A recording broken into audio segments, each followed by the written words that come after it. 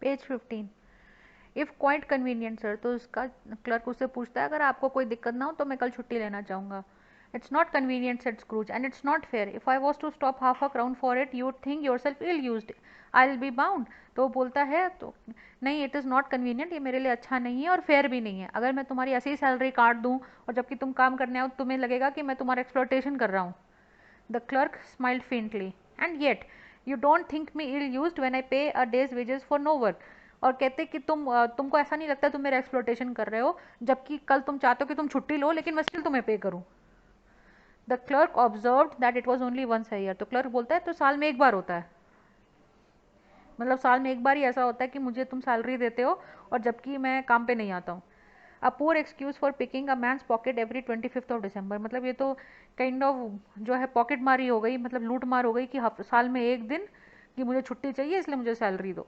Said Scrooge buttoning his great coat to the chin, but I suppose you must have the whole day, but be here all the earlier next morning. अगर तुम्हें पूरे दिन की छुट्टी चाहिए तो और जल्दी सुबह आके काम खत्म करो। The clerk promised that he would, and Scrooge walked out with a growl.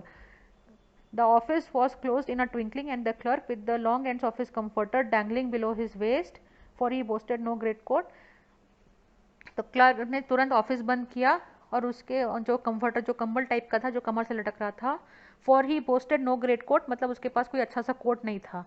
Went down a slide of Cornhill at the end of lane of boys 20 times in honour of Christmas ewe.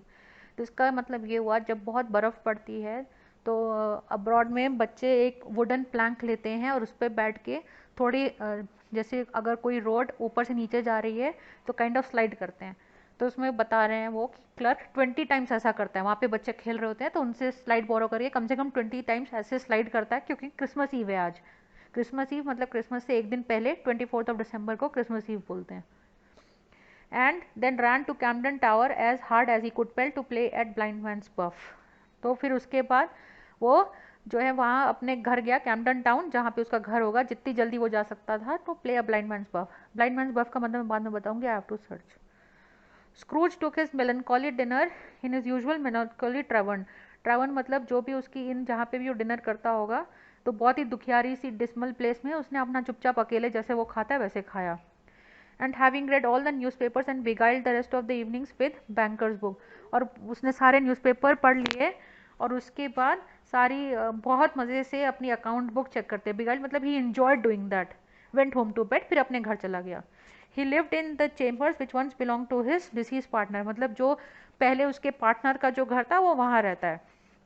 They were a gloomy suit of rooms in a lowering pile of building up a yard, where it had so little business to be that one could scarcely help fancying it must have been there when it was a young house playing at hide and seek with other houses and forgotten the way out again। मतलब वो ऐसा घर था कि उसके आसपास इतनी बड़ी बड़ी बिल्डिंग्स थी कि जब वो घर एकदम नया नया बना होगा तो ऐसा लग रहा था जैसे कोई छोटा सा बच्चा बड़ी बड़ी लोगों के साथ हाइड एंड सीक खेल रहा है और वहाँ के खो गया है, मतलब वहाँ से निकल ही नहीं पाया। मतलब उसके आसपास बहुत बड़ी बड़ी ऊंची ऊंची बिल्डिंग्स थी और वहाँ पर एक वो छोटी सी डेयरी सी बिल्डिंग थी जहाँ स्क्रूज रहता था। It was old enough now, मतलब काफ़ी पुरानी बिल्डिंग थी, एंड ड्रेरी मतलब डिस्मल थी, and nobody lived in it but Scrooge. और सिर्फ वहाँ पे स्क्रूज ही रहता था और बाकी जो रूम्स थे उसने ऑफिसेज की तरह किराए पे दिए हुए थे। The yard was so dark that even Scrooge who knew its every stone was fain to grope with his hands. मतलब जो उसका आंगन था वो इतना डार्क था कि स्क्रूज को तो पूरा रास्ता पता था फिर भी उसे टच कर करके जाना पड़ता था, इतना अंधेरा रहता था वहाँ पे। The fog and frost so hung about the black old gateway of the house that it seemed as if the genius of weather sat in the mournful meditation on the threshold। कि वहाँ पर इतना ज़्यादा fog और Frost हो गया था कि ऐसा लग रहा था कि जो वेदर का जो गाइड है, वेदर की जो गार्डियन स्पिरिट है, मतलब जो डिवाइन पावर वेदर को कंट्रोल करती है, वहाँ बैठ के दुख में मेडिटेशन कर रही है और उस चक्कर में हर जगह ठंड फैला रही है। Now it is a fact that there was nothing at all particular about the knocker on the door। knocker मतलब दरवाज़ा खटकाने के लिए जो वो होता है, except that it was very large, बहुत बड़ा था। It was a fact that Scrooge had seen it night and morning during his old residence, कि Scrooge ने उसको दिन रात वहाँ पे देखा था।